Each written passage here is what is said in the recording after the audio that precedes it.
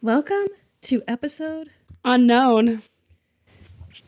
This is one of our just in case episodes. So what that means is we won't be able to film this week, whichever week this is. It could be me shitting my pants again. It could be 2 weeks from now, or it could be a year from now. Who knows? Right now, today is February 22nd, 2025. So we'll see where this lands. I'm not even talking to the right side of the mic. So Amanda, I know you... How are you from the future? Oh my gosh. Well, I don't know. Oh, interesting. I want to know where I am in my weight loss goal. I've already lost like 17 pounds. I know. I'm gonna tell Taryn she's so skinny. Oh God. I'm not anywhere in my weight loss journey. Before we started this, I was talking to Taryn about TikTok morning shed routines. Yeah, I didn't know. I was thinking about like a shed. Like a garage shed? Yeah. No, if you don't know what a morning shed is, it's these girls that fall asleep with like face masks on, like a thing wrapped around their head to supposedly supposed to help with double chins, and like their hair wrapped up in like heatless curled stuff, and like a bonnet on, and so lip stain and fucking mouth tape, and oh, how could you sleep with all that on your face? I definitely couldn't, but I have like a silk bonnet thing for if I go to the this doesn't happen, but if I go to the gym and sometimes my head has to hit the floor and the gym is so dirty and nasty on the floor, like in those classes. So I got it because I sleep on silk pillowcases, but silk's really good for your hair, which it's probably fucking polyester. It's probably not even really silk. But I wash my hair twice a week. Sometimes I'll do 3 if I do work out all week, but that hasn't happened in years. So I'm like, I don't want the ickiness from the gym getting in my bed. So I got the silk bonnet for that reason. But I saw one of those girls who was doing the morning shed had like a long silk bonnet. And I'm like, that's what I need. I have a silk bonnet too from when I had my extensions in, and I feel like my hair was falling out because of everything. It might have. The silk bonnet might have caused too much like friction. No, I slept with it once. Oh, never mind. Because I can't stand... I put on this hoodie because I was wearing something else earlier, and Amanda wants to change for each episode. You don't have to. What is this? This is a large hoodie. Why is it? You have long arms? It's my pup hoodie. I can't fall asleep with like anything. Like I have a very particular way of sleeping, and I can't fall asleep. So if you have any suggestions, I think the worst things I ever want to hear is, "Do you want to sleep over?" No, I don't. My best friend Dylan, I slept at his house last night, which I do a lot, but that like feels like home to me because I live there. But he has a guest room that is like my old bedroom that I sleep in.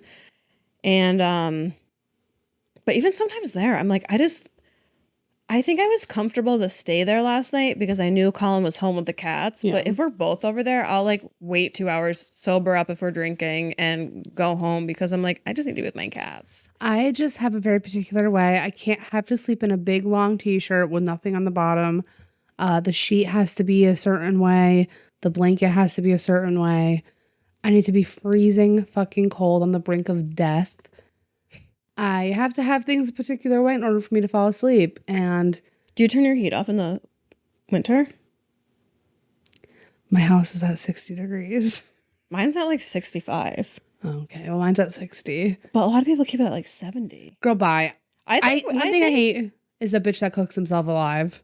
I think we need to start putting it down to 60 at night because Colin... Heat. Yeah, I can't. Men provide so much heat. I think 60 is even too fucking hot because I sleep with a big dog and a big Edwin. And it's hot in there. So, I have to be in the brink of death to sleep. And a lot of people don't do that. A lot of people like to keep their houses at fucking 70. And like, I'm like sweating. Is it hot in here right now? No. I'm content. But I don't know. I feel like our thermometer has to be broken because it feels warm. We always leave it at 65. These really cold days we had, we put it like 68. and it was freezing, but we also have like all this lighting on it. Yeah. Yeah, but one thing I can't stand is a bitch that cooks himself alive. I can't.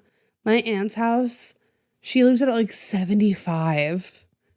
Like, I go there for like Thanksgiving and I'm sweating my ass off. I'm like, how could you stand this? You're cooking yourself alive. My house is always at a comfortable 62. Put a fucking sweater on if you're cold, bitch. I don't know what to tell you. Don't touch the thermostat. I wonder what future me is thinking about the season 3 of White Lotus and season 3 of Yellow Jackets that I mentioned every single. Those shows, I'm sorry, they're my personality trait. I just love them so much. And I think I just needed to find my community of people also obsessed with those shows. And I have found a few people on TikTok. I wonder if I'll finally watch Companion. I want to see that so bad. It's out for digital. So, streaming. So, I don't I'd probably have to buy it, but you know me. I got connections. How do you watch your Argmady stuff? If anyone wants to watch any movie or show, We want to get monetized one day.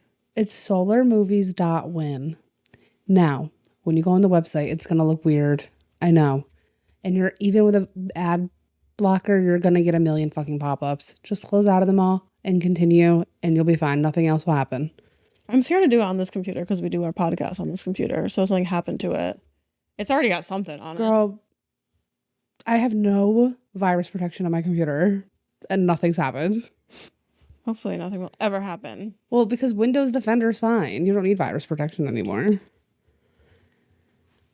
There's no problems. Trust me. You can even do it on your phone. Wait, what? Windows Defender.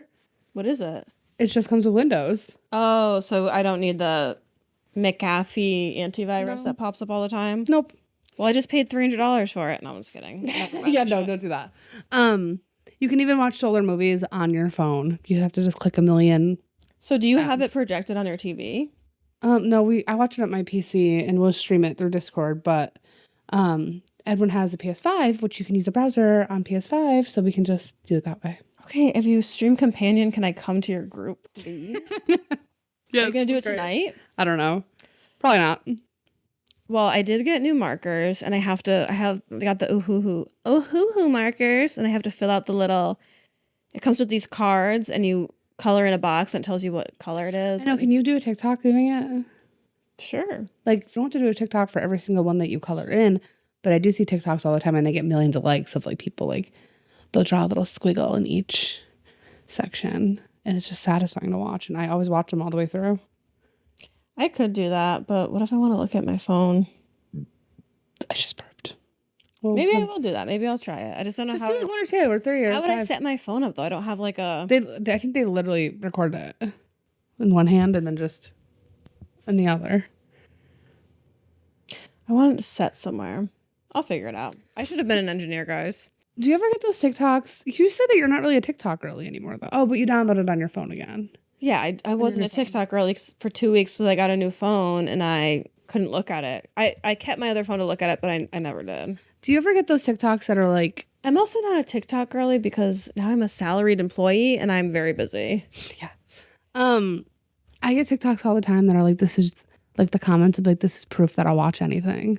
Do you get those? Oh, yeah. Like, I saw one and it was about a cat and it was like 3 or 4 minutes long and the person's like, I don't even have a cat. Do I have a cat? No. Did I watch this whole thing? Yes. I watched random as shit, but I watched one that this guy just takes a hose and fills up like toys, like kids' toys, and just fills them up to the point where they like explode, and he like does it over and over and over again. And I watched like a 5-minute video probably. Just so I think toys. that's what helped Two Hot Takes gain a lot of popularity and other Reddit podcasts because they put their videos on with like fucking all these random different clips playing with the video. I think other people do that. Oh yeah, a lot. But like people will take their video. They don't do that. People will take their video, put it next to like someone playing with sand or something. Or like the satisfying like ASMR. That's how like, I found them because their videos popped up.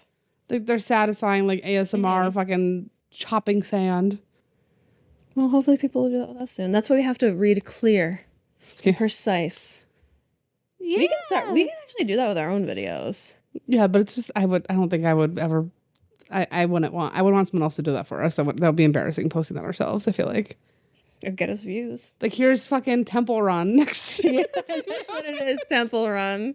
Like Oh my god, I remember Temple Run. girl, just that just goes to show like what is happening to our brains, that people can't even pay attention to two bitches talking. They have to have fucking Temple Run running in the same clip. I miss Temple Run. You kind of like unlocked a core memory and I think some childhood trauma. Do you know what I'm about to say? No, but it was just funny that you said Boulder Dash. In Crash Bandicoot, Boulder Dash. Oh, yeah. Did you play Crash Bandicoot Of as a course kid? I did. And Spyro? Oh, of course I did. I didn't like those are Spyro my as much as Crash Bandicoot, though. I love them both. They were like equal to me. I was like a Spyro girly, Crash Bandicoot. I've mentioned I had the Digimon video game, Zoo Tycoon, and my lime green Game Boy with all my Pokemon. I had like Sabrina the Teenage Witch, Mary Kate and Ashley shit. But not to list all my video games. But a new Crash Bandicoot came out in like 2019. 2018? I don't know, but it was really fucking hard. They're all hard. All It those was games, not that hard when we were kids. all those games are really hard. All of them. I'm really bad at platformers, so I think all of them are hard. What's a platformer? Like when this camera's on like this side. So what kind of video games do you play? Anything. I've been playing a lot of shooters lately. Like you like simulation games? I love simulation games. I was playing The Sims for a while. I stopped. I started building my own house in The Sims, and then I lost interest in it. I think that's why I got myself burnt out. I got burnt out of Supermarket Simulator because you're doing the same thing. Right now, I'm just playing a lot of shooters. That's always what I What's a default back shooter? to. Like a first-person shooter. Do you actually shoot? Yeah. So wait, there's... Well, I guess it's not first person. I've been playing a lot of Marvel Rivals, which is like third person, but it's just like a platform? You called it a platform game? platformer. And then there's simulation games. Mm-hmm. There's RPGs. If nobody knew The Sims, that means like the simulation. Yeah. Which I'm so fucking... I just realized that like 2 months ago. RPG role-playing game. But what is that? MMORPG, which is massive multiplayer role-play game. But what's that one? Like, what's Final Fantasy? Like, which one? Because they're all like... That turn-based? Is that what you mean? Like Pokemon's turn-based? I don't know what a turn-based is. Turn-based games are like Pokemon. Have you ever played Pokemon? Yeah, girl. Yeah, that's turn-based. I had like a Nintendo 64 with Pokemon Stadium. Well, not so much that. I'm talking about like the Game Boy games. Yeah, that's what I had. Too. Yeah. Those are turn-based. So like you'll like go through a menu to like do things. I think That's I'm not thinking a about RPG role-playing game, but there's is- like another name for it. Like what? Maybe it's just RPG. Those are like more like, they're not necessarily fantasy games. Like Fallout is like an RPG, but it's Like you follow a story. What is that called? RPG? A Role-playing? game? Story game. I think I'm getting role-playing and like LARPing confused, and also like the background characters. What are those called? NPCs. NPC, non-playing character. Most video games have like a story, unless you're playing like an online game, which is like shooters, like you're shooting other people. Like and Penguin fighting. Club or whatever. Club Penguin. Isn't that a game? Club Penguin, yeah. It's like Neopets, kind of. I remember Neopets. But- it was like the Pokemon for poor kids. Yeah, I love Neopets too. Yeah, most games have, like single player games have a story. But most multiplayer games, not necessarily. And if there is a story, I'm skipping through it because So I'm playing an online game. What? What would DDR be? Oh, it's just like a Or arcade Just game. Dance. DDR is like an arcade game. Yeah, But I meant Just Dance is like a, I don't know, it's like its own category, like a dancing game. And what about Jackbox? That's like a party game. Yeah, Jackbox is so fun. I love Jackbox. I feel bad because I had a bunch of friends over like a year ago. You were there. And Colin bought Jackbox for us to play because I asked him to. And then we just all got distracted and never played. Yeah, We spent like $50 on it. That's typically what happens when you play Jackbox. All right. You want to get into the stories? Let's go. Okay. So this first story is coming from... Get ready with that Temple Run. This first story is coming from Best of Redditor Updates. The title is, Today I fucked up by finding out I've been accidentally dating and fucking my half-sister after a 23andMe DNA test. Throwaway, obviously. I also made the same post over at 23andMe. First story, there is a trigger warning. There is mention of suicide. So do with that as you will. I just found out a few hours ago, and my girlfriend and I are a mental wreck. Quick background. My girlfriend, I'll refer to her as Sarah, and I have been dating for a little more than a year, and our relationship has been going very well. We both happen to come from the same town and met each other after college, after being introduced by a mutual friend of ours. Here's where the FU begins to unravel. Last year for Christmas, Sarah decided to come over and stay with me at my apartment for the holidays. I also decided to not go back home for the holidays either. Plus, all my roommates were back home visiting their families, so we had the whole place to ourselves. It was perfect. Christmas Day rolls around, and Sarah had bought the both of us 23andMe DNA kits. The thing is that we were both conceived by in vitro fertilization via sperm donors. Both of our fathers were infertile, so our parents had no choice. Deep down, the both of us were hoping to find our biological fathers through the service. Fast forward less than a month later to today, and both of our results are in. Sarah comes over to spend the weekend, and we go through our results together on our laptops. We compare our ancestry and health reports, and nothing seems off. I even found out I'm 2% Native American. All was well until the DNA relatives section. Sarah tightly holds my hand and says, I hope we both find our fathers. Then I open up mine. At the top of the screen, I see Sarah's name. 27% DNA shared. Half sister. Sarah starts hysterically laughing and tells me to stop joking. I don't react to anything she says. I just stare at my screen in disbelief. I then abruptly grab her laptop and open up her DNA relatives section. We see the same thing, my name at the top. 27% DNA shared, half brother. At this moment, my brain just completely short circuits. I have been having sex with my half-sister. Holy fucking shit, what the fuck? My mind starts going 100 miles per hour, and I began hyperventilating, going into a state of shock. I can't even remember what Sarah was doing at this time. It's pretty self-explanatory by now, but for those of you who don't understand how we could be related, it turns out our moms were probably both fertilized by the same sperm sample. Oh my God. What are the fucking odds, right? The fact that we just come from the same town certainly increased the odds, but still. 6 hours later, just typing this entire post makes my body shiver. There are no words. I have to express what my mental state is right now. To put it into simple words, I feel traumatized. Part of me still won't stop thinking about how much I love Sarah, and then I realize our entire relationship was incest. I honestly feel disgusted standing in my own skin. I've even been contemplating suicide. Oh no. Sarah and I haven't talked at all since going into shock. Right as I'm finishing up this post, Sarah has grabbed her stuff and left my apartment a few moments ago. I'm probably not going to respond to any of your comments/questions for now, and I honestly want to be left alone in the corner of my room. I really just need a place to vent all of this. So there's an edit. RIP inbox. Thank you all so much for the support. I just logged back in and didn't expect this post to blow up. Last night was rough. Sarah's roommate/friend called letting me know Sarah was home. As of now, Sarah and I still haven't talked. But after a night of thinking, I believe I've come to terms with what we discovered. For those of you who still think this is fake, I honestly wish it was. Here's a screenshot showing our shared DNA. I think it's the best way for Sarah and I to heal is to go back home, our town, and see how this all began with our families. Only then we will be able to accept reality. I'll post more updates as things develop. I'm going to look at the picture he posted.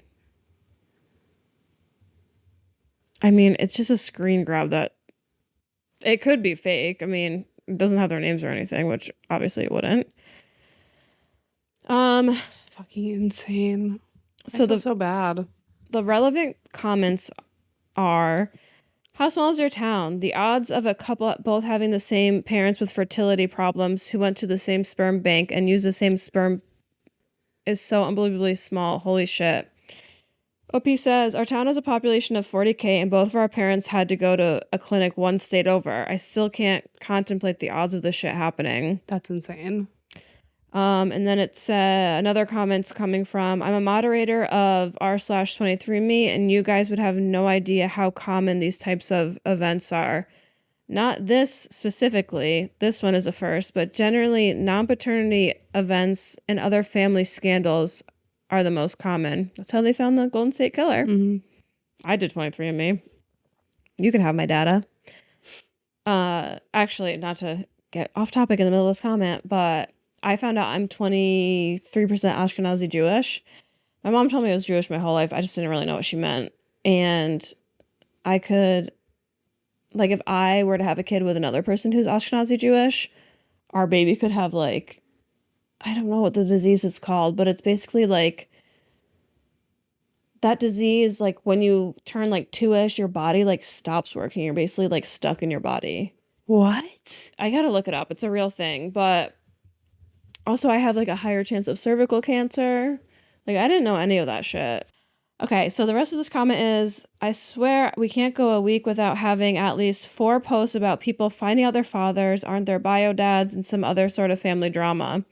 As for OP, I'm so sorry you have to go through this, and I know this is painful to go through.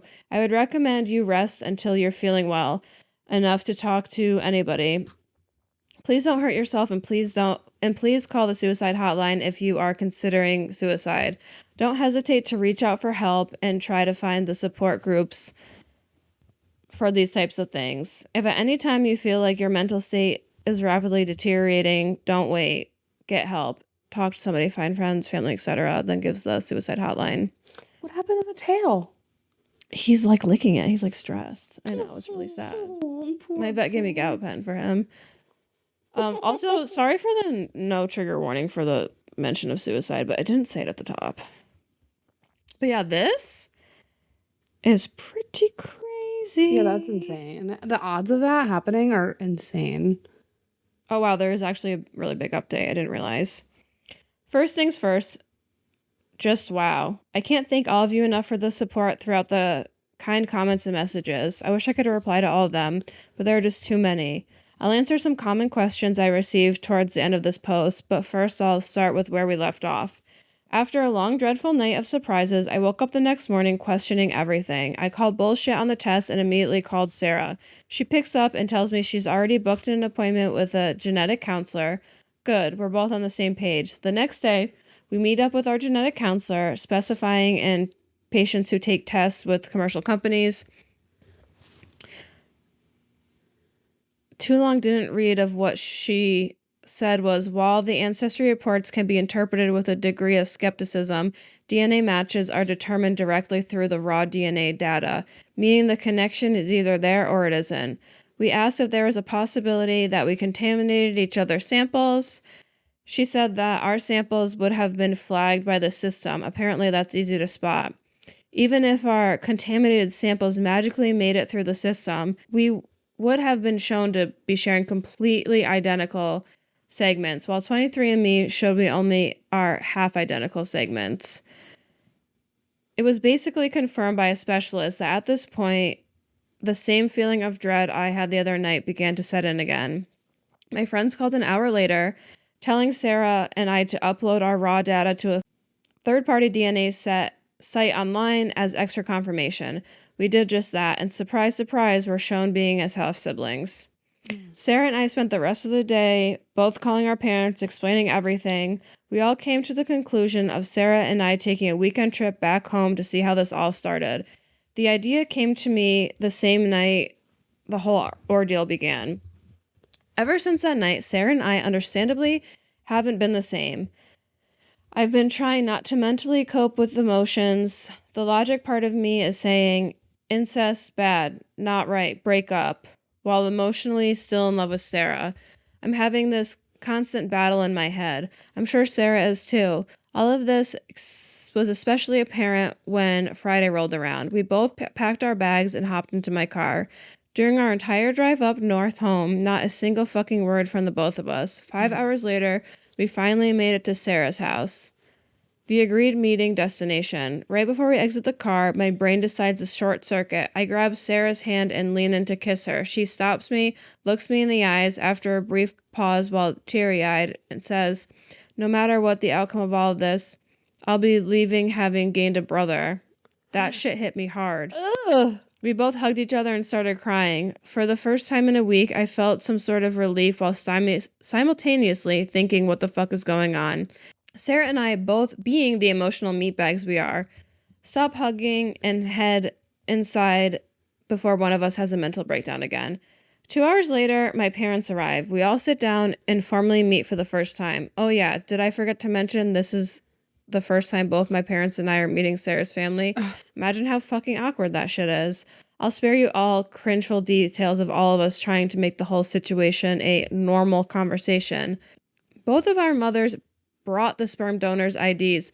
For those of you who don't know what that is, when a woman receives sperm donor sample from a cryobank, it comes with an ID that is unique to a specific donor. Our mothers compared IDs and they're a match. Sarah and I were conceived from the same donor, which we had already guessed to be the case. The rest of the night was spent discussing what to do going on. As much as I still had feelings for her, Sarah and I came to the conclusion of breaking up. We decided to go to a bi-weekly counseling therapist to help us get past all this crap and transition into a sibling relationship. We spent the rest of our weekend catching up with our families and headed back to uni on Monday. As of now, 12 days later, Sarah and I are going to therapy together and we've maintained a friendly relationship, still keeping in touch throughout the week. Mentally, we're both in a much better place, but still have a long way to go. It's too early to tell, but I have hope for the future. There's a couple questions and answers, like we were conceived a month apart, born 5 weeks apart. They don't look alike. Just similar noses. That's crazy. That is so crazy. Well, the fucking odds of that, and it was out of state. Yeah. I wonder if a lot of people from that area had to go to the out-of-state clinic. But the probability of having two mothers that have a hard time conceiving went to the same donor. Sucks. That's basically insane. Like your... No step bro.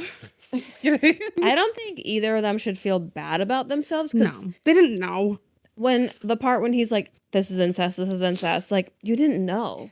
Right. Like, yes, technically it's incest, but it wasn't on purpose. It wasn't a purposeful incest. It's innocent incest. It's innocent incest. You guys didn't know you were fucking siblings or half siblings. No. Like, and how are you supposed to even think that? Like, this might be my half sibling. And it's not like you grew up in this small ass town. It was 40,000 people. That's not that small. Did they say the town was 40,000 or the state? No state's that small, actually, I don't think. Maybe Rhode Island. But yeah, 40,000 really is not. That's like bigger than where I live, I think. Population. No, we live in a really heavy populated area. Not a city, not New York City, but. No, like my county. I think it's like. I live in the same county, honey. Do you? Yes. I thought your county was separate, technically. I don't know how it all works. I think up the road is a different county. Like, yeah. I'm going to look it up.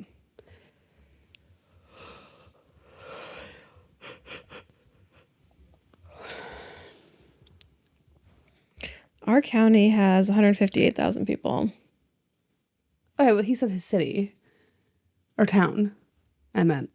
Didn't he say my town is 40,000 people? So in the city you live in, there's 67K. Oh! We have literally 3 different school districts in our city. Between R and S towns. We're trying to be really secretive. Well, I don't understand R and S because S is the county of R, and I just don't get it. My brain can't compute the... Well, like Albany County, they're still Albany. Anyways, that doesn't have to do with the incest, people. That doesn't have anything to do with incest. But when you originally told me this story, the title of the story you were reading out to me before we recorded, I watched a Softway Underbelly story just recently, and she was this girl who was working on the streets and Yada, yada, yada. She got off the streets and she met this guy. His name was Josh. And they started, like, they fell in love and she was pregnant. Turns out it was her brother. And she was pregnant. And it was too far along to abort the baby. They found out. Full brother? I think half brother. But it turned out that their father was they have 21 siblings. That's crazy. He was just like out and about all the time. So they had to move to like Rhode Island or something, like the only place where it's like. Was the baby okay? The baby's okay. It's very cute actually, because he keeps posting update videos on them. Well, they broke up and now they're back together. Well, now everyone knows where they are in their story because it's all over the internet. But yeah, they moved to like Rhode Island or something because it's technically legal. Were they gonna kill the baby? No. Oh, because they're staying together. Because they're yeah. What are they gonna kill the baby? Not the gingerbread man. So at least this story didn't get as far as like pregnancy and shit. Like at least you guys found out. You can stop your sexual relationship and like build a different type of relationship together. Yeah. That's so really sad and fucked up. I agree. Well, thankfully, it never will happen to me. My boyfriend's Mexican. My boyfriend's a ginger. All right, it's time for a more lighthearted one. And this one's coming from Am I the Asshole from a day ago. And it's titled, Am I the Asshole for trying to be an asshole to my Uber Eats driver in a funny way? So I'm an Uber Eats delivery driver, and something happened today that I'm still laughing about, but I'm also wondering if I was a total jerk. I picked up an order for a guy who lived in a building with a really confusing layout. You know the type. Every hallway looks the same, and there are 3 doors with the same number. I'm driving around for what feels like an hour trying to find his place, and I finally see someone standing in the doorway looking at me. I get out of the car, he waves, so I assume he's the one. I walk up, hand him the bag. Without thinking, I say, "This was the longest delivery I've ever made. I thought I was going to end up on some sort of unsolved mystery episode." The guy just looks at me deadpan and said, "This is the wrong address." Turns out I delivered to the neighbor who had the same name and order. I was so embarrassed to make it. Yeah, who have the same name and order. So it wasn't really that wrong, was it? I guess not. I was so embarrassed. To make it worse, I started laughing like it was some kind of joke. Like I had meant to do it. I quickly ran back to the right address, handed over the food to the real customer, and apologized profusely. But now I'm wondering, did I overdo it? I was laughing too much. And I feel like I might have come across like an asshole. Am I the asshole for making a joke out of a mistake like that? He's voted asshole. Wait, I'm confused. There were 2 neighbors with the same name and the same order. Feels like a non-issue then. Everyone ultimately got the same thing. That's what I was saying. Yeah, I'm confused by that. What do you mean same name and same order? All these people that voted not the asshole got downvoted. Literally. Are you upvoting? Oh, it looked like you were upvoting. So I would say, I mean, if he's like fucking my mechanically, what's the word? Menacingly like, then maybe. oh, I thought she fucking killed bro. Like, oh, this is for Silence of the Lambs. It's some like poor lonely guy who lives in a shitty apartment because that's all he can afford. That's like so mean. It is mean to say. I thought I'd end up in an unsolved mystery episode. I don't think he meant by like the place. I think he meant because he was just so lost for so long, I guess. People can take that the wrong way. I don't know. Whenever I lived in an apartment, they just delivered to the front door and you'd go down and get it. Right. Also, don't talk to me. Yeah. Silent delivery. Right. Non-contact. No contact. Don't talk to me. Like, But that reminded me, at work this week, I found out that if you have Amazon Prime, Grubhub is free. No one uses Grubhub. That's why. No one knows. Oh, I do? No one knows about that because no one uses Grubhub. What do you use, DoorDash? And Uber Eats. I don't use... I don't... Since I've been counting calories, I don't do much takeout, but I have a couple times, and I'm like... I found that out at work this week. That's amazing. So I messaged... Guys, I'm such a scammer. I messaged Grubhub like a month ago. And I was like, hey, I just canceled my subscription this month, and last month I didn't order anything, so can I get a refund for my $10? And they refunded me my $20, the one from me canceling and then the other. But then when I found out about the Amazon, I was like, I might as well try. I asked ChatGPT to type me up something to like try to get my like 2 years worth of money back. It didn't work at all. And I asked if I could have a gift card, and that didn't work either. But you gotta try, guys. You gotta try. So what'd you think? Not the asshole? It was like lighthearted. It wasn't that serious, but A lot of these are hard to judge if they're asshole or not because you want to like. They're missing context. You know what I mean? plus that story didn't really make sense. What do you mean the guy with the same or some? You're mean to tell me that your neighbor has the same name as you. And happened to order the same thing at the same time. That's I don't know. This guy doesn't make any That sense. story was silly. Sorry for the shitty story, guys. It's okay. I collected a bunch of stories over the week. I like, usually me and Amanda are like, we're so last minute. We just like grab stories before we start recording. But this week I'm like, I'm going to look for some juicy ones. And I got some. And there's so many subreddits and there's so many people in the world and just so many things to read. I can stay on the topic of biology. Of incest? Not incest, but biology. Okay. Biology. Technology. Biology. All right, so this one is coming from the Best of Redditor updates subreddit, everyone's favorite subreddit. Mm-hmm. The title is AITA to divorce my husband and leave him with the kid after finding out I'm not the biological mom. Oh. Oh, I think I saw this and obviously thought of you because the original post is August 5th, 2024, my Leo's birthday. Oh my God, it's my birthday. There are trigger warnings on this story: infertility, infidelity, medical issues, and betrayal. All right, here we go. I can't believe my life has come to this. All I ever do is go out of my way to help others, but on the few occasions I need help, nobody ever comes through for me.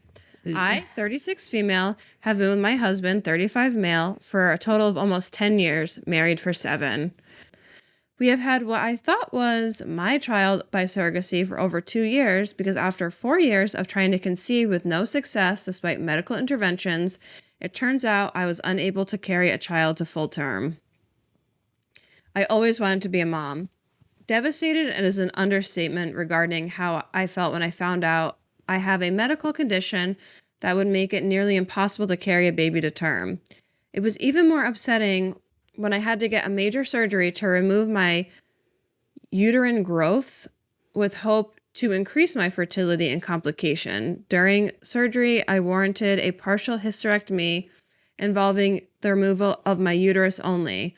I still had my ovaries, so we started looking into the cost of a surrogate. It's really expensive. My close friends since college, who'd already have 2 kids of their own, offered to serve as a surrogate for us to cut down on costs.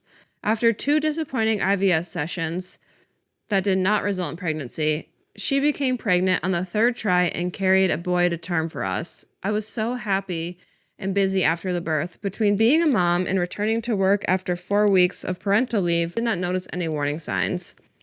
I should have noticed the red flags and warning signs early on, but did not because I was so exhausted from working so much on my stressful job and 2 part-time jobs to cover most of the bills and anticipated medical and legal costs associating with my friend becoming our surrogate. I was the primary breadwinner.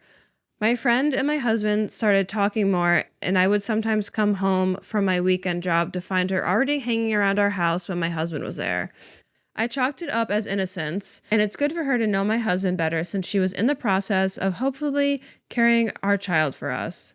I was grateful to have someone helping us have a child. I also thought it was weird that our son has brown eyes when both of us have blue, and then I found out while this is uncommon, it's possible due to some genes controlling eye color. No, I'm confused, but I'll ask after. Wait, what? I'm confused what surrogacy is. I thought that was when someone carried a baby for you. It is. So like wouldn't it have some of your genes then if you're carrying the baby? Well, it would be your kid. They're basically like a petri dish. Like you put your egg and his sperm into, because her body, she could get pregnant, her body just couldn't grow the baby. I get it. So it is her baby, just someone else is giving birth to it. Recently, but like they said, they did IVF 3 times and it didn't stick the first 2 times. Recently, it all came to a head when I took our son to a doctor's appointment and they did a metabolic panel and blood test, which showed he had a blood type that is not biologically possible to have with me as his mother. He's B+ and I'm A+. My husband is... He's B positive and I'm A positive and my husband is O positive. I'm keeping that in. That's so fucking funny. Immediately, I started worrying it was the fertility clinic's fault and that they'd messed up and implanted a wrong embryo. I started lining up lawyer consultations to possibly sue the clinic and looked into having a DNA parentage test done. The test results showed that I am not the mother, but my husband is still the father. I was heartbroken and angrier than ever. She's so cute. Talked to the lawyers about medical malpractice in the fertility clinic we used. Then my husband confessed that he'd slept with my friend, our surrogate, on a few different occasions during our struggle to have her get pregnant with our embryos. This means what I thought was our son conceived by IVF and carried with a surrogate isn't my son at all, and is in fact conceived the old-fashioned way, which I can't ever do. Livid and absolutely broken at the same time doesn't even begin to describe how I feel. I have been breaking down into crying spells over and over again about this. He claims he didn't ever think pregnancy could result because he pulled out and he had always assumed that he was the reason for our earlier struggles to conceive. Both before my hysterectomy and during IVF insemination process with this friend. I felt an immediately triple betrayal from what was supposed to be my husband, my friend, and now knowing my child isn't even really mine. I had such a white hot rage delirium. I immediately left home and stayed at a hotel for almost a week before asking my parents to let me stay home for a while. I admit I left our son with him. I am now filing divorce because he cheated and betrayed me in the worst way possible.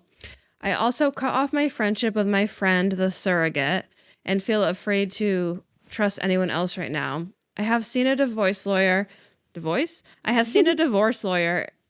to see about giving up my legal rights to this kid so I don't have to face such betrayal or owe child support. My husband and friend/surrogate admit that they were wrong and keep apologizing, but also call me immature and heartless for just giving up on my son like that. My parents also say that I can't just give up on a kid that I went through so many legal and medical hoops to have. When I told them I refused to stay in a cheater marriage and I'd rather adopt someday with someone more trustworthy, they also told me I was wrong and maintaining my parental rights isn't much different than if I adopted outright. They said, it isn't blood that makes family. They're all about me divorcing my cheater husband, but keep telling me that I'm making a mistake giving up my parental rights. Some of my other friends agree with what I'm doing. A few admitted they weren't big enough to swallow the pride and care for an affair baby or to see daily reminders of my friend/surrogate's betrayal every time I look at her son. I just want a clean break and a fresh start. I'm also looking at relocating to several states away. Am I the asshole to give up my parental rights in the divorce? Because a kid I paid a lot of money to have, born by surrogacy, isn't biologically mine at all, but he's a surrogate. Ooh. That's insane. One, you're like a dream come true. Two. Anyway, so I don't know what two is. Just wanna be with you. Anyway. I do not think anybody is in the right to give her shit about giving up parental rights. No, they're not. But I can understand that they're like, well, you have taken care of this kid, just to be like. But does that get messy? Like, it's technically not her kid.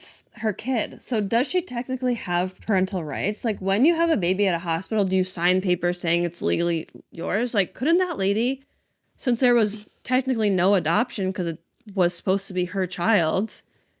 Couldn't I don't that know how lady that come in works. and be like, oh, it's my kid, I want it now? I don't know how that works.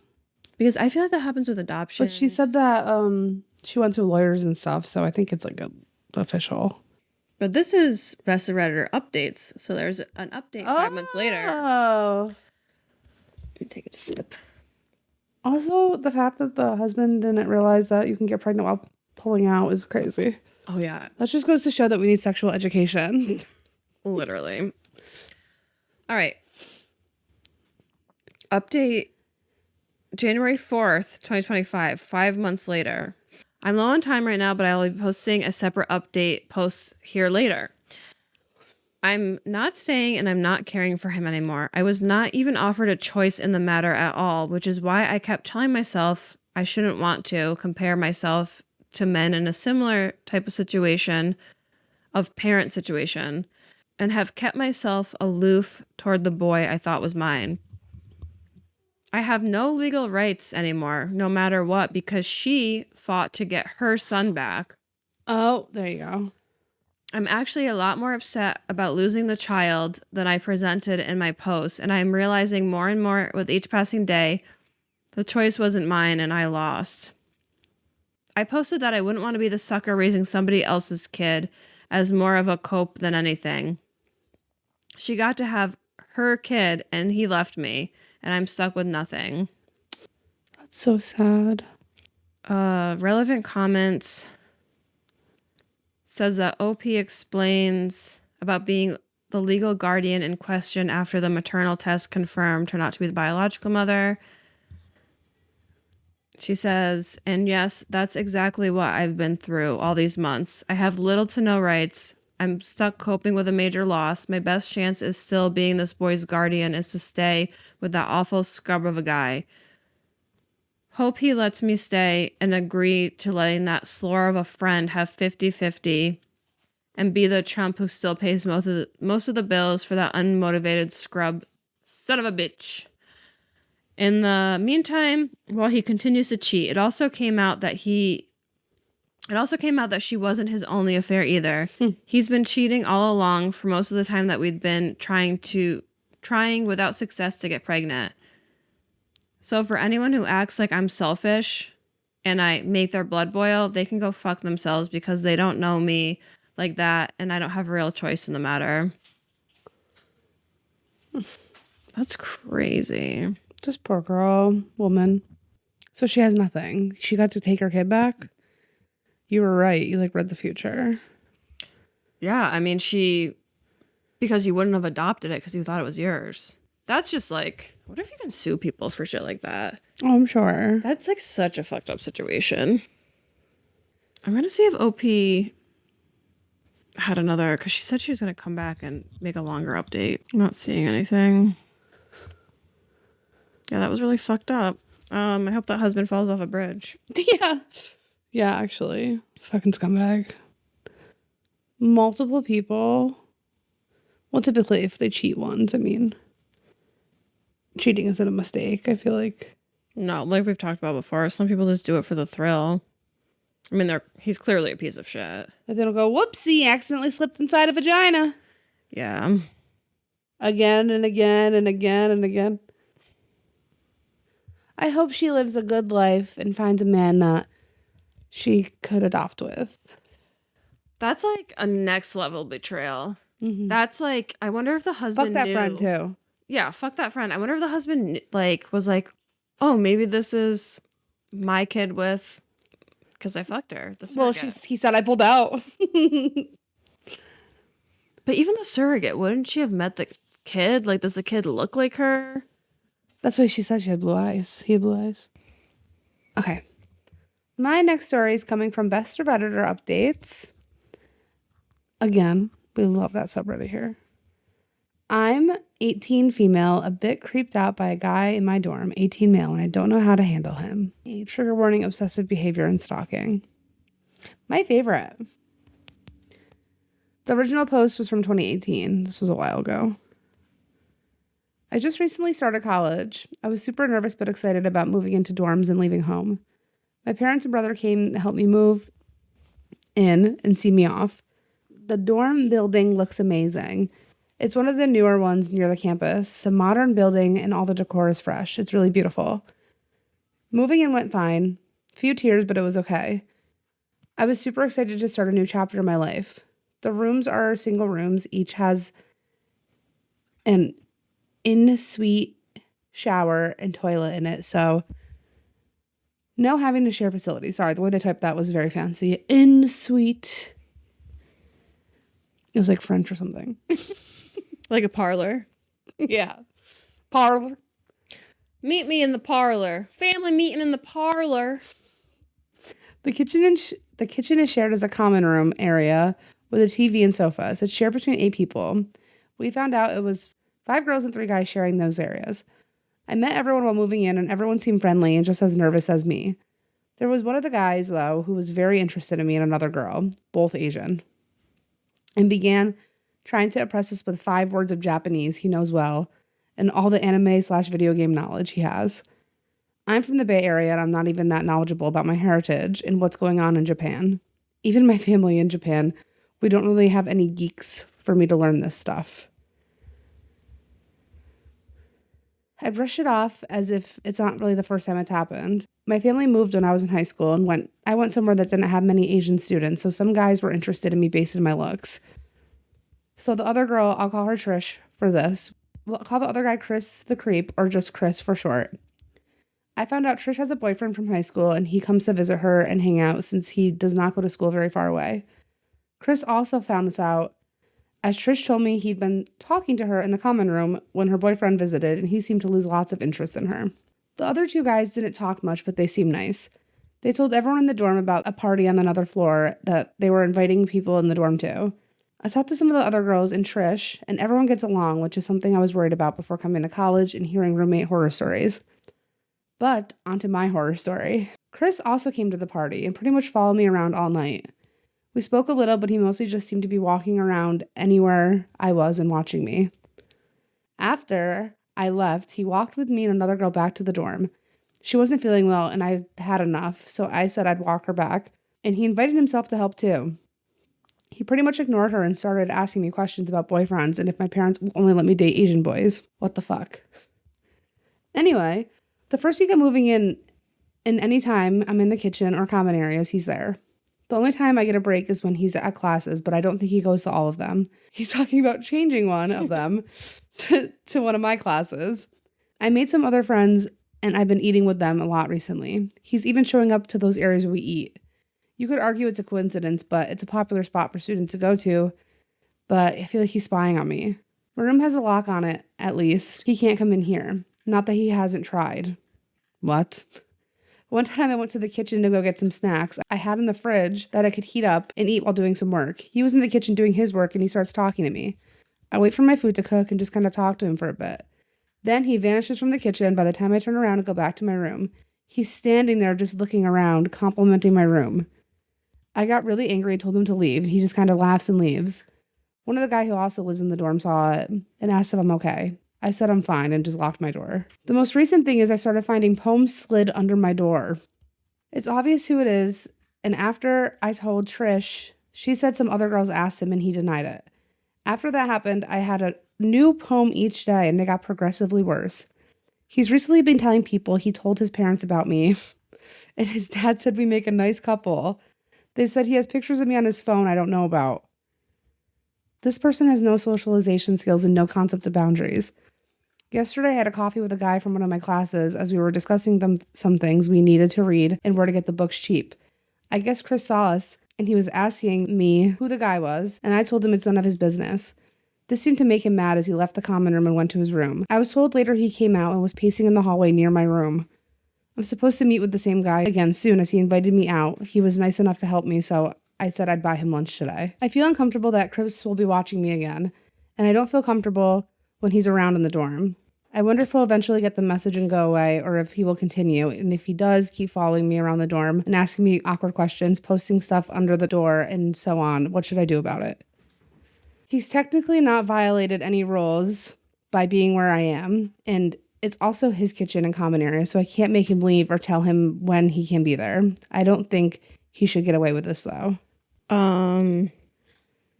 If you're still getting those poems, I would like set up an inconspicuous camera to see who it is. Also, I would like let campus security know. What do you mean he has pictures on his phone that you don't know about? I'd be freaking the fuck out. There's an Like, update, but pictures he took of of her that he doesn't know about. It's fucking weird. Chris is a creep. Yeah. I would definitely be like campus security now. Or like the fucking, I don't know who. She said he's not breaking any rules, but I feel like they're That is a rule right there. crossing boundaries, especially when you're like a woman at school. Like In a dorm with other men. Yeah. I feel like you can talk to like who runs a fucking school, campus. There has to be resources for that. I don't know why. I think I'm thinking of sororities and what is the boy sorority? Fraternity. I guess I was thinking about that, but in dorms it can be a mix of guys and girls, just not in the rooms, right? I would assume. Yeah, they have a common area that they share. Creepy. Okay, so there's a big update. It was posted 4 days later.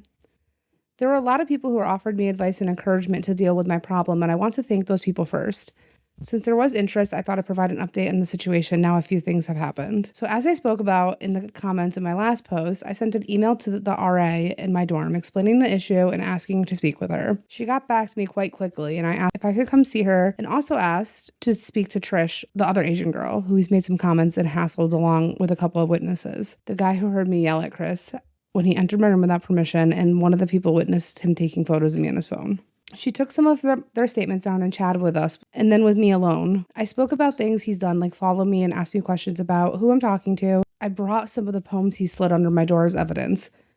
We talked about what's been happening, how I'm feeling, and about boys in college in general. She shared some of her own bad experiences with persistent guys and showed concern over things that have happened between me and Chris, and felt like it needs to be stopped before things can possibly escalate further. She was especially concerned about some quite racist things he said, and that he has pictures of me taken without permission. She said that it shouldn't ever be tolerated on campus, and that she'll speak to her superior about our issues. I also talked about wanting to tell him how I don't want his attention and that it makes me uncomfortable, and asked for mediation, and she said she'll arrange it. She's a nice person to talk to. I'd not spoken to this RA much, but I'd seen her around. The RD spoke with her, and he decided that he would bring us both into the office and try to resolve some issues. I was nervous, but the RA I spoke to before would be there, so I felt reassured at least she was on my side. They asked me to speak first, so I told them I'm not interested in his advances and his actions. They have made me feel intimidated and uncomfortable in my own home and around campus. He seemed all a bit naive and immature about the situation and acted as if he couldn't understand what he was doing wrong, but he acknowledged that entering other people's private rooms without permission was wrong and apologized. When the subject of racism came up, he didn't think what he said was racist. The RD explained that you can't say things like that. It's against school policy to discriminate against any other races to make them feel uncomfortable with those kinds of comments. Chris finally apologized for the comments too. When he spoke, he agreed to not pursue me anymore and stop posting notes. He was asked to remove the photos from my phone. He did it there in the room. He took several photos of me around the dorm and was told it was warned about respecting privacy and about student safety. Again, he seemed to miss the point and not really understand what he did wrong. What? Chris mostly just kept asking if his parents would be informed of any of this, if he agreed to leave me alone. He seemed kind of angry, but he really didn't do anything with the RD in the room watching. All he could do was constantly ask that. So he didn't really care how his actions made her feel? No, he was just worried his parents would know. I wonder how that, since we're not college girlies, I wonder how that works with college. I wonder that too. I guess we'll find out. I would assume when you're over 18, it wouldn't really matter. Anyway, we concluded that he accepts that I'm not interested in a relationship with him. He asked about being friends, and I said I prefer we avoid each other as best as we could, and he eventually agreed to that too. He again apologized for making me uncomfortable and for making remarks that he shouldn't have made along with the other stuff in the pictures and being nosy. We pretty much agreed that we'll stay away from each other, and that meeting ended. I didn't feel great, but at least I said what I wanted to say. They also addressed what I told them about saying he wants to do a class I'm in. They asked if he's applied to switch to that class yet, and he said he hadn't. They said if he does, they'll have a chat with them to make sure that we are put in different classes. After the RA spoke to me, again, alone, she gave me some leaflets? Yeah, it's like a pamphlet, I think. She gave me some leaflets she had and told me about a course I could take on campus to help girls with self-confidence and dealing with bad situations at parties and stuff like that. and how to look after myself. Said if I'm worried about anything to call her and gave me her number so we can talk. I felt a little bit better about that, but still nervous about dealing with Chris now that he felt wronged and probably like I told on him. It turned out that after speaking to the RD alone, he requested to move dorms. Oh, good. I was thinking of putting in a request, but I was told he had already done so. I was not told of the reason he gave, but I'm assuming he decided he didn't want to risk getting into more trouble. I was told that the RD had made him sign some agreements and on record that he was still warned about his behavior, and he's agreed to various things to improve and have regular counseling to improve his behavior. He's agreed to not to approach me or do anything that can be seen as harassment or intimidation. Things like watching me, spreading rumors, or trying to contact me directly or through others, stuff like that. He can't enter our floor of the dorm building after moving unless he's accompanied by an RA or campus security. Wow. This campus seems good. That's what I was gonna say. He's not banned from the dorm building itself or visiting other people, but if he's seen loitering around outside without any reason to be there, they might consider it harassment. He also agreed to never do anything like that to fellow students, around, post notes, enter private rooms, racist comments, and so on. If he breaks any of these agreements, he'll probably be in some sort of discipline action taken and is being given a chance to behave himself. The RA said they'd prefer not to just punish students, but work on them, and hopefully they can have a more positive relationship with other students. Shout out this campus. I know. I'm not 100% happy with him just being warned, but at least he's agreed to leave the dorm. And the new building he's in is about a 15-minute walk, so no real reason why he'd need to come here since it's out of the way. Spent one last night in the same dorm, and we both stayed in our rooms, avoid speaking. They found a space for him pretty quick and helped him move the next day, and that was it. He didn't come back to collect anything else. I have not seen him since. He carried his stuff out of the dorm yesterday. I hope he listens to the warning and sticks to what he said he'd stick to. I want to enjoy myself on campus again without worrying about what he might do. I didn't see him as dangerous, but you never really know. I hope this will be the end of the issue and I can move away from this very stupid person. That is so scary. The fact that the first interaction they had, he tried speaking Japanese to her. That is so funny. That is fucking racist to be like, oh my god, konnichiwa. That campus seems good. They really seem to care about their students, because that's like, college is a scary fucking place. Yeah. I'm so glad I never went. I was thinking when she said we have a course on like what women should do in this situation, in my head I'm like, is it like a accredited course you have to pay for, or is it just like someone speaking? The RA seems really sweet, giving her phone number, and seems like they really care, which is exactly what you should have. Why, like when you're an RA in college. What is it? What RA stands for? I don't know. I never went to college. Wow, this is old. She's done with college for sure now. 2018. I know, 2018 is a long time ago now. It's sad that it happened in September of... It was literally when she started college. What, does college start at the end of August usually? I have a favorite podcast. Well, they used to be my favorite podcast. I haven't listened to them forever. But my favorite murder, they've always said, fuck politeness. Do not be nice to people if you feel uncomfortable and they're making you... The situation could not be dangerous. But if it's a man making you feel uncomfortable as a woman, fuck them. Don't be nice to them then. So actually, on our local subreddit of the capital of the state we live in, there was actually a post today. Which we said several times already, but it's so secret.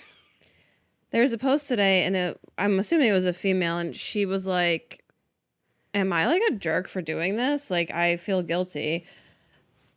It was broad daylight, 5 o'clock, still light out, and she went to a gas station, and this guy was parked next to her, like rolled his window down, trying to talk to her, get her out of a car, and he was like, I can't get my door open. It's closed because it's icy, frozen. And she was like, she just like drove away. She was like, should I have helped him? No. And I just commented, fuck politeness. You don't help anyone. Actually, this reminds me of at work. I work next to not the best area. I work next to a city mission. Mm-hmm. So there's like a lot of homeless people that walk up and down the road, and I park on the closest to the sidewalk. So on my lunch breaks, I sit in my car. Mm-hmm. And lately, I've had people knocking on my windows. Oh my God, that's scary. So the first time someone knocked on my window, I cracked it because it was a woman. Mm-hmm. And of course, she asked me for money. I don't have money. But now when people knock on my window, I just go, Keep going. Yeah. Keep going. I'm not talking to As you. you should. About that. Don't. The Burger King over by where you work. When I was working at the post office, it was like a long day. I was like, I just want fucking soda and french fries. So I got soda and french fries and I just parked my car and was going to eat it and go home. But some guy was like knocking on my car door and I go away. Go the fuck away, dude. You don't have to be nice to these people. I know we're taught to like be polite to everybody and treat people with respect, but if you feel uncomfortable in a situation, you do not have to be nice. Pepper spray first, apologize later. Yep. All right, here's my last story. It's coming from AITAH, and the title is AITAH for making a vegan cry and have a meltdown. Let me explain it all. I, 33 female, am a vegetarian. Me. I'm almost vegan. I just can't really be labeling myself as a vegan because I'm not. I do not care what other people eat. My boyfriend eats meat. The only deal is that he cooks the meat because after all these years of being vegetarian, the smell does repulse me a bit. Literally me. Except, I would never... Colin could ask me, unless his like hands stop working, I would never make him meat. But I will make shredded chicken for my cats. And I'll get my hands all up in that because that's for my babies. Anyway, earlier today I saw a post about how meat eaters, as they were called, were being compared to pedophiles. I was disgusted by this and told the maker that he is the reason that we as vegans and vegetarians get attacked. A woman attacked me later on saying that I was a murderer because only vegans were pure. I explained to her that I get milk where calves are not removed and eggs from chickens that have more roaming space than my dogs do in our apartment. Well, that clearly was not enough, and it somehow was my fault that baby animals fell without their mother and how I was eating babies. I got annoyed and asked her if she even knew everything she was talking about. I asked her if she even paid attention to her shampoo, conditioner, makeup, nail polish, etc., if her products were even vegan. Because if she was going to attack other people on diet choices, she was arguing with several people, she had to first make sure she was perfect. Apparently, that's where it went wrong. The lady stopped responding. I just shrugged it off until I got a PM several hours later.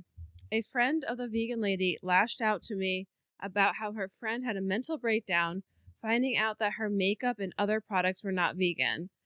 The vegan lady apparently was throwing a tantrum and her friends couldn't calm her down. This is where I might be the asshole. I told the friend that it was the vegan lady's own fault. She decided to verbally attack me on the internet on a very appropriate comparison, and she was calling people murderers. Now she could join the murderer club for not even knowing about it all. And that maybe if she stopped judging people on their diets, her meltdowns wouldn't happen. The friend called me heartless, monster, an asshole, and that I would burn in hell. And I should apologize. LMAO, I don't think it's my fault, as the lady didn't even know that a lot of products contain animal byproducts. I don't think I should apologize for sharpening her knowledge. Am I the asshole? Could I have brought it on a little less brutal, or at least apologize? Should I apologize? No. There's a lot of edits. OP first edit says, "Thank you everyone for the answers. I'm still reading through them all. For those who said it was made up, I wish it was my reality suddenly though. I have both ladies blocked and I'm not going to bother her. After a look on their profile, it showed that they were older than me and having a meltdown tantrum. No. The last bit of information I got from my friend was the vegan lady was screaming about how I ruined her life. I can't say thank you enough to each single comment, so I'll do it here. Thank you very much." Don't let people on the internet make you upset. No. Also, I don't think it's even actually possible to be completely 100% vegan. No, unless you're like growing your own fucking crops and like making your own products. And even like making your own shampoo, making your own conditioner. Vegan, not everyone will agree with this, but vegan is a spectrum. I'm not saying I'm vegan. I'm very close, but I do eat cheese a few times a week. I don't eat any other animal product, but vegan is a spectrum because there's people who just don't eat meat and don't eat animal product, and that's like a vegan diet. Or like I like to call it plant-based. It's impossible to be vegan. And you can, like, I have, like, vegan leather Doc Martens, but everything, like, the tires on your car have animal product in them. The other thing is, like, you can buy these vegan leather shoes, but where are they made? Are they made in the sweatshop? Right. By, like, children? Like, nobody can be perfect. All you can do is try. I don't know, but the vegan community's gonna be really mad at you. No, they're not. They'll be fine. There's different layers to the vegan community. There's people like this vegetarian lady who can accept that people eat meat. Obviously, in a perfect world, in my perfect world, nobody would eat meat. Eating meat is fucking gross. But everyone that eats meat knows that I think it's gross, but I'm not going to get mad if you eat meat in front of me. No. I just look at a meal of 10 wings as 6 dead chickens that got their legs broken off. That's literally what I think when people get wings, but I'm not going to, like, yell at you for You're not going to say, you know, you're eating dead chickens right now? Yeah. So, I do feel like vegans like that make people look bad. This is a little bit of a silly situation in post because it's people on the fucking internet arguing. But the top comment is, if someone is going to climb on a moral high horse, they should at least make sure they're not wearing leather reins. She came at you aggressively, called people murderers, and then had a full meltdown when faced with her own hypocrisy. It's not your fault that karma's with a side of reality check. Karma's bitch. Sorry. I love JoJo Siwa. Hopefully she uses this as a learning moment instead of just another reason to scream at strangers on the internet. Best of luck dealing with a less dramatic people in your future. Yeah, sorry. She had to have what was coming to her by calling her a murderer for what? She doesn't even eat meat, babe. And she said the dairy and shit she does get is from like a seems like a local farm or something. Yeah, it must be. Someone else said, not the asshole. If you're going to be an evangelical about vegan lifestyle, you should really make sure you're actually living one first. Right. Then someone said, you did not make her cry. Her poor choice of makeup did, which I completely agree with. Have you ever seen those pictures? Like, it's like a meme and it's like what I thought animal testing was, and it's like animals with makeup on. Yeah. It's like so it's like that monkey with like the full meat. So sad because they test like beagles and shit. No, that's no. Actual animal testing is fucking terrible. I'm just about that silly picture. But they test everything on animals. Like, you'd have to get your, like, my eye drops. I have to use eye drops because my eyes are dry. Obviously, I buy as much as I fucking can that's not tested on animals. But I'm sure, what are you gonna get? Cruelty-free eye drops? Like, is that a thing? It's just an example. I don't know. There's like a group. I don't know what they're called. Maybe you know their name. Where they go into. Oh, like the animal liberation people? Yeah, I want to be that.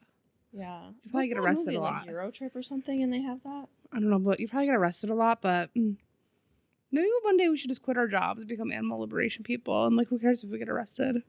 Well, I'm going to be a cat foster mom. I'm manifesting buying a bigger house.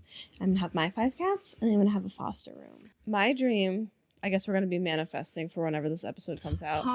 Maybe we'll have 50 followers by the time. Subscribers on YouTube.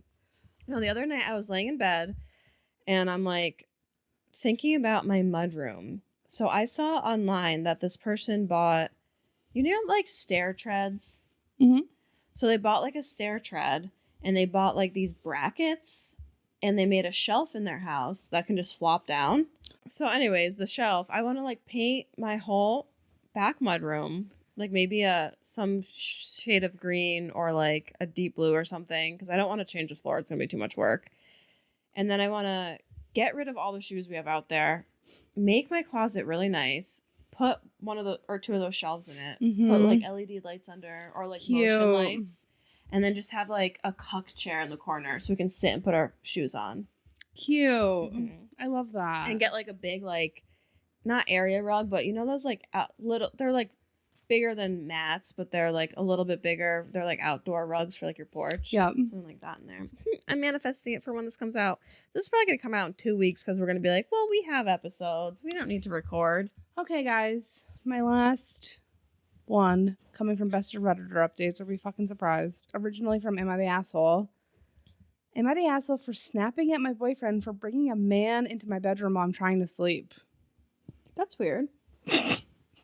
I think you'd appreciate this one because I can picture you being like, That's why this is such a long episode, because you keep reading best of Redditor updates. Right. It has a million updates. Okay. This was originally posted on January 25th.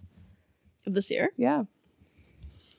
So for quick context, my boyfriend bought us a new bed frame and a mattress, but the frame came with a crack in one of the pieces. When he told Amazon, they just sent him another one. One day at work, an employee mentioned he was needing a new bed, so my boyfriend said that he could have the one Amazon sent him if he didn't mind the broken piece. Well, he didn't, and he came over to get it today. I know this person, and I do not like him for various reasons. My boyfriend told me that the night before he was coming to get it. I said, cool, I'm not coming out of the bedroom unless I have to. Me. Mm-hmm. He came and I vaguely heard them talking, but I was half asleep and didn't care. Then I heard my boyfriend say something about showing him our bed, and I heard him say that I was in there, but it was fine. I kind of froze, half asleep and confused, until I hear them coming in. I pulled the blankets over my head as my boyfriend announced coming in. I said very loudly, why? And they just came in. It was so hot and stuffy under the covers. Thank God I wore baggy clothes and not my usual sleepwear. So I pulled the blankies down. Blankies? Why did I just read blankies? It's blankets. It's so funny.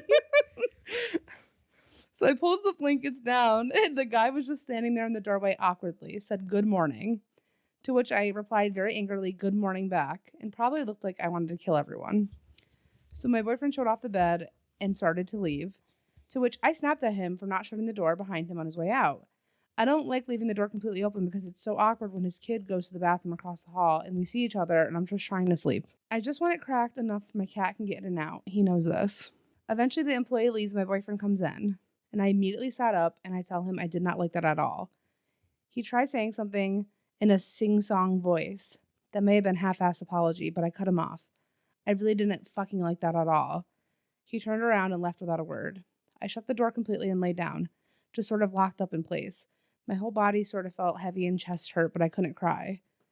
But that was just so humiliating to not have met only a man that does not belong in my bedroom there, but also just him seeing me in my safe space and absolute mess from sleeping was just horrible.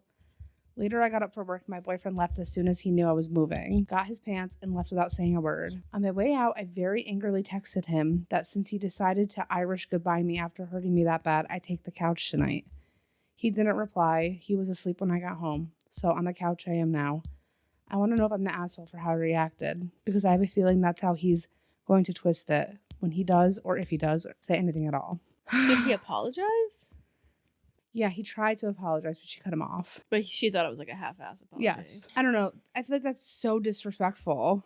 Yeah, that's weird. For her to say, we're coming in, and the response to be, why? And he still comes in. Also, why does that guy... I wonder why she doesn't like the guy, but also, why does he need to know what their bed looks like? Yeah, that's weird. Probably to show what the bed frame looks like with a bed, but like, girl, your fucking girlfriend sleeping in there. Yeah, and you're getting a fucking free-ass bed frame. Show him a picture on Amazon. Right. Or just be like, she's sleeping there right now. What if she was naked? There's an update, though. 6 hours later. Info, ages. Looks like there's a big age gap between you and your boyfriend. Opie said, yeah, I guess it would be important. I'm female 28. He's 50 male. It got downvoted for some reason. The son is about 20-ish. It's awkward. Whew. Mini update in comments 6 hours later. There's a lot of comments, more than I expected. I want to start by saying thank you all, even the ones that said I was the asshole, but gave a polite reason why. This really helped me calm down. My anxiety and anger was through the roof. And this really helped me calm down, distract me, and clear my head. I would like to clarify here because I noticed a lot of people misreading it. But the employee was never buying anything, especially not our actual bed that I was sleeping on. He was picking up a free spare bed frame because Amazon is kind of weird in how they fix things, apparently. I really have no idea why or how they ended up in the bedroom. I will eventually find out, and that will be an update, which I will update the post with an update when I have one. Update. I tried to be polite as possible in my replies, but a few times my temper did flare up a bit, and I apologize for that. I admittedly haven't slept since all this happened, so I'm pretty impressed I can spell still. I'd like to especially thank the men that apologized for what I dealt with and how the world is going about. That was really wonderful to see. And thank you to every woman that defended me and lifted me up. Your aggression was honestly sweet as fuck. I genuinely appreciate your kindness. When the time comes, I'm going to let him explain himself, listen, and explain myself as well. I will apologize for snapping only if he actually shows remorse for what he did and understands it was wrong. If he makes excuses, I'm not going to meet in the middle. I know a lot of you are mad about sleeping on the couch, but when we've clashed before, he's almost always take the couch. So I don't see it as unreasonable, but I get where you're coming from. So 10 hours later, there's another update. It's the last one. Update, I broke up with him. Okay. That was a quick jump. When he finally admitted he brought him in to see the bed, he basically said that all my reasoning for not being okay with it was stupid and that I was dressed under a cover and it was fine. He basically said everything that everyone said in the comments and refused to see any wrong in his actions besides one brief admittance that he could see how I was uncomfortable, but in the same breath, he couldn't imagine how I'd feel violated, thus wouldn't validate my feelings. So I broke up with him, despite probably should have waited until I was not at the end of the month and a little more comfortable to find a place to live. I'm fine. He just went off in the other room and laid down on the couch. I'm not concerned for my safety yet, but if I become so, I'll be able to stay with a friend. I can afford to move once I find a place. It just takes time. No, I won't take the couch. It was a long conversation and me desperately trying to get him to understand all of this was just admitting he was wrong and just apologizing. I couldn't get that much. Looks like I didn't know him after all. What a jerk. Their age gap is bigger than the boyfriend's son's age. Yeah, it's a 22-year age gap. It is a little weird, but I mean... How do you not understand that should be uncomfortable with that? Because he's a man, he's never experienced... Safe spaces? What we experience every day. He's never understood, like, this is my rot place. Do not invite anyone to my rot space. I guess not. He sucks. And she leave him there to literally leave him. I know how annoying it is trying to explain something to a man, and it's just like, you're just trying to explain your feelings, and they're not fucking getting it. So you're just like... They don't get it because they don't know how to relate. Like, they're not putting themselves in your place. It's so annoying, like, trying to explain your feelings to a man, and they just... You're just gonna keep fucking explaining it until your face turns blue. He giggles intensify. He giggles and looks into your eyes. He giggles and bats eyelashes. All right, guys. Thank you so much for listening to this random episode. Woo, mystery episode. Mystery. Woo, no matter what, guys, we'll see you next Tuesday. Woo! Love you. Love you. Bye.